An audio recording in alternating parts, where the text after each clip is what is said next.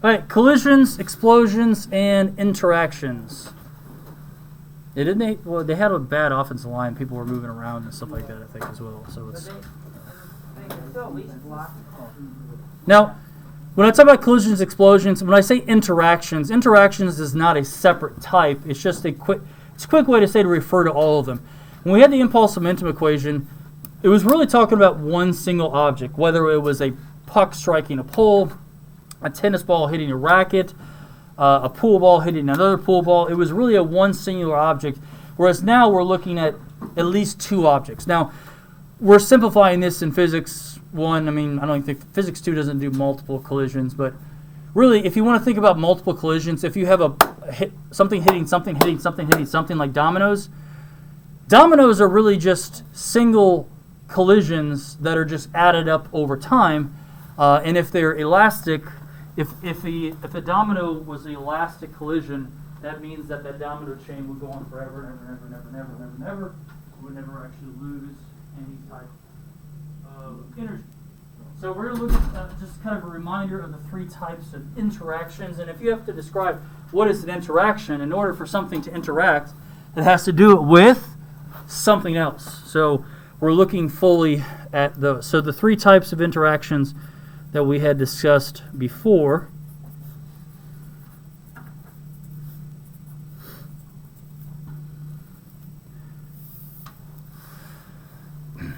By the way, in all these interactions, technically there's no kind of deformation happening here. So when we have two objects coming together, they're not crumpling into each other. Even if it does describe in the problem, we can approximate even a little bit of deformation as being an elastic or inelastic or an explosion in terms of that. So the first type we've talked about before is elastic collision. There is a thing called elastic and perfectly elastic. We're kind of assuming these are both the same, but perfectly elastic is when you have something that's bouncing off, there's no deformation. Irregular elastic is sort of more realistic to a car accident where something comes together, there's a tiny bit of crumpling, and then the objects separate there. In this scenario, we can say that they are bouncing off, or they bounce off each other. So think about something like a bumper car, really anything where you have, or a collision where you have a baseball hitting a bat. And then we're going to think about what stuff is conserved. This will be a good kind of chart here of whether it's conserved. And you can be sure that on a test or something, I'm going to ask you whether or not these three interactions, whether momentum or kinetic energy is conserved. And since it is momentum of a collision is always conserved. Not meaning that an individual object momentum is conserved, but the total. One object may lose momentum, but the other one has to pick up the slack and gain it. Just like we said, the monetary system, I give $20 to Luke, Luke has $20, I lost $20. The total amount we had is $20, it just exchanged hands. And then for this one type of interaction, the kinetic energy is also conserved. And I'm going to show you both conservation of momentum equation and conservation of kinetic. Because if I'm truly going to ask you, prove that this is elastic, you have to not only show that the momentum is conserved, you have to also show that the kinetic energy is conserved before and after. The second type is inelastic, which is hard to say, an inelastic collision, an inelastic collision. These are the ones where they're sticking to each other, or they are attaching, or they are becoming one. One example where it's not necessarily sticking is you could imagine maybe, let's say a skateboard is going along by itself, and then somebody were to jump on the skateboard. They are essentially becoming one mass, so they are combining. Is the momentum conserved? Of course, it's always conserved. But kinetic energy is not conserved. It's actually really hard for kinetic energy to be conserved because of the nature of the beast. So we'll write that down. We'll show why this is a difficult thing to happen. Where you can have momentum being conserved. Don't worry about writing this down. if I wanted my momentum to be conserved, let's say before and after, I could have a very big mass, a small velocity, equaling a small mass with a big velocity. We've seen this with Newton's third law, where the big mass, small acceleration, small mass, big acceleration. But it's really hard to do it with kinetic energy. Anybody have any reason why it's hard to conserve kinetic energy the same way that we conserve these? I mean, mass and velocity are good. Braden? Square velocity. We square velocity, which it does not make it fair. If we have one half big M, small velocity squared, equals 1/2 small m, big velocity squared. The fact that we're taking this big number, let's just create numbers. Let's say that this is 10 times 2. That equals 2 times 10. 20 equals 20.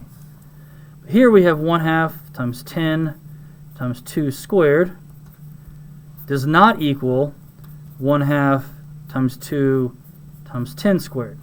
Whereas in momentum, those two, because one goes up, the other goes down, the fact that we're squaring this comes out to 100, and this comes out to 20, and we can see that those two are not equal to each other.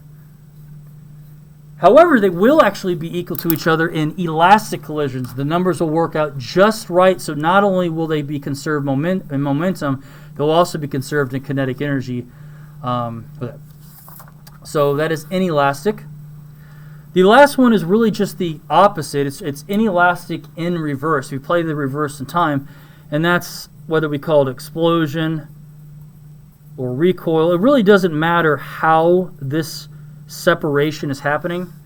We don't need to know, okay, is it gunpowder? Is it a spring loaded? Is it air pressure? It is just some type of separation. And this is the one that we looked at on the very first day. We showed we cannot use this using conservation of energy, because if the bullet and the rifle are in the gun together, there's no energy. Yet afterward, the bullet and the gun are both moving, and so there's kinetic energy. So is momentum conserved? Of course it is. It's always conserved. But kinetic energy is not conserved. It's basically these two right here are the same, but opposite.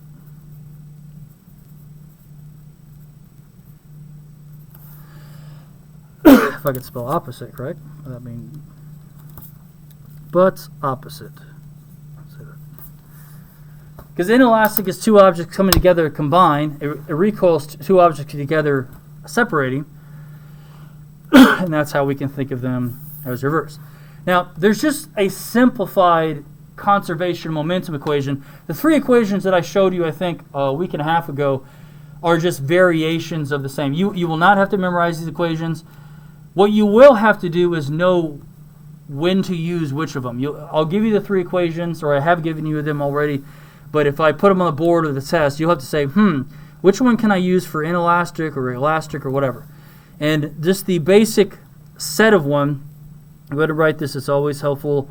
The more you write, M1 V1I, that's the momentum of object 1 before, plus M2 V2I, it's the momentum of the second object before, equals conservation momentum M1 V1F, the final momentum of object 1, plus M2 V2F.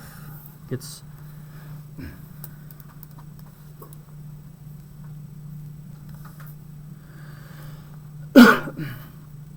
okay. Conservation momentum, once again, does not say that the momentum of mass 1 before and after are going to be the same. It's saying that the total, meaning that, for example, with the money, if I had given $20 to Luke, who's mass 2 here, hey, I lost $20. Hey, I lost $20, but that means that Luke has ultimately gained the $20, and the $20 has not been created nor destroyed. The total before and after are the same. This is elastic. If we were to refer to, I don't know if I have the old notes for here handy. If we looked at one that was elastic, how can we even know? This is actually the equation for elastic. And what I guess basically in the structure of this problem shows that it is elastic.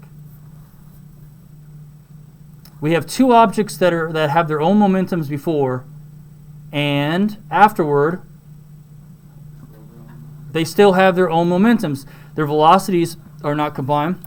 Let's actually take a look real quick at one of the problems on this worksheet here. It says, don't worry about what the numbers say in here. This is actually elastic, and I'll refer to this later in a worksheet that we'll get. It says basically, you have Melvin and his twin brother are in a bumper car, and they bump Melinda's car. Afterward, they tell you the velocity of the twins' car, and then they ask you how fast Melinda is going. What about this is a perfect example showing that this is elastic collision. Inelastic means they stick together. Does it say they bounce off? Okay, let's say that it didn't even say that they bumped across the floor. If it was inelastic, what would be the same between both of them? If the two objects, Melvin and his twin brother Kelvin, hit Melinda and they were to stick together, would they ask you the velocity of Melinda's car? No, because Melinda's car would have the same velocity as the twins. Yes, the twins. So the fact that they're telling you the initial velocity of Melvin and his brother, and then also Melinda, and then they're telling you the final velocity. We go back here. They're telling you the initial velocity of the twins, the initial velocity of Melinda. They're telling you the final velocity of the twins, and they're asking for the final velocity of Melinda. Is showing right there, even if they did not state it, that it is actually elastic because they're not combining. If they had the same velocity, then the equation will look a little bit separate. We're going to do an example here of elastic, and actually before we do that, this is elastic, but this is the base equation here, sorry, for conservation of momentum. Let me give you the equation for conservation of kinetic energy. It's probably what you would imagine. Okay, so 1/2 m1v1I squared. That is the initial kinetic energy of mass 1, combined with 1/2 m2v2I squared. That's the initial kinetic energy of mass 2. Do not cancel out those halves when we do this. Afterward, there's the final kinetic energy, 1/2 m1v1f squared of object 1, plus 1/2 m2v2f squared of there. So this is conservation of kinetic energy. If this was a truly elastic collision, then you would have to take the same numbers that are in the top equation, plug them into the second, and they would equal each other within rounding. We always get a little bit of rounding differences. So this is actually somewhat difficult to do off the top of your head. If I were just to create a scenario where two objects are colliding, in order for this to work, I would have to know what V1F and V2F are to make this work, right? I can't just randomly come up with a number here and have it work for this number and this number. There is an optional problem. I think I actually make it extra credit this time, where there is a situation, and I'll show you. Don't worry about writing this here, where you may have an object going this way, an object going this way, but after the collision, you don't know which way. You don't know the velocity of either of these. So if you don't know the velocity of either of those, you may be looking at this and say, we'll know the mass and initial velocities of each of these. Two initial. Basically, we'll know the mass and initial velocity of both of those, but we don't know the velocity of the two after. That's a problem because there's two unknowns, but how many equations do we have here? It's not really zero. So what's the problem? If we have two unknowns, how many equations do we need? At least two. At least two. So in order for you to find this, you would actually have to do system of equations with the first equation and the second. Which, if you do it a certain way, how I guide you, it's not so brutal. What do I mean here? you would solve for V1F in terms of all the other variables, and then you would plug V1F into there and square it and solve for V2F. Is it difficult? It's time consuming. Let's just say that it's time consuming. So, like anything, I think I compared. I talked to somebody in first period. You remember when he did like the pulley problems?